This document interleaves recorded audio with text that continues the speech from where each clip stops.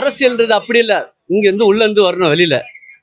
சரியா? திடீர்னு ஒரு ஒரு செய்தியாளர் சந்திப்புனா பேசணும். இப்போ நீங்க என்கிட்ட மைக்கு நீட்டுறீங்க, பேசல. அந்த மாதிரி பேசணும். பேசாம நான் வந்து அங்க பேசுவேன், நான் நேரா களத்துல வரேன். நீ எங்க இந்த களத்துக்கு வந்தாரு அவரு? சொல்லுங்க, ஒரு களத்தை சொல்லுங்க. அவர் எதுக்காக போராடினாரு ஒரு களத்தை சொல்லுங்க. அவர் கட்சி தொடங்கி ஒண்ணுமே இல்லையே.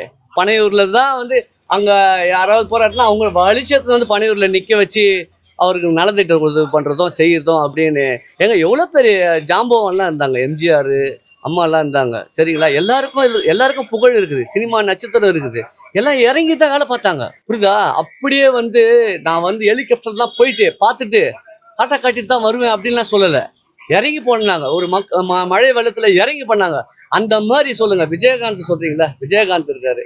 அவர் வந்து ஆரம்ப கட்டத்துல இருந்தே நல்ல விஷயங்கள்லாம் மக்களுக்கான விஷயங்கள்லாம் பண்ணி பண்ணி சரி அரசியல் சாயத்துல பேசி அதுக்கப்புறம் தான் அது வராப்புல. இவர் பண்ணதாவே ஏதோ ஒரு செய்தி இருக்குதா? எந்த செய்தியும் கிடையாது. அப்படியே சரி அரசியல தான் வந்து தொலைஞ்ச அப்பயாவது ஏதாவது இருக்கா? ஒண்ணுமே கிடையாது. விஜயும் ஒரு கூண்டுல மாட்டின ஒரு கைதி மாரி தான். அந்த மாதிரி கைதியா வந்து விஜய் வந்து ஒரு கூண்டுல மாட்டின கைதி மாதிரி தான் இப்ப சிபிஐ இதுல வச்சிருக்காங்க இப்போ. சரியா? அதுல யாரை மாட்டி விடுவாங்க தெரியாத வச்சுருக்கிறாரு, குழப்பத்துல இருக்கிறாரு. அப்ப அவரும் அதே மாதிரி, ஏய் நீ அங்க போ அப்படின்னு பிஜேபி சொன்னா போய் தான் ஆகணும்.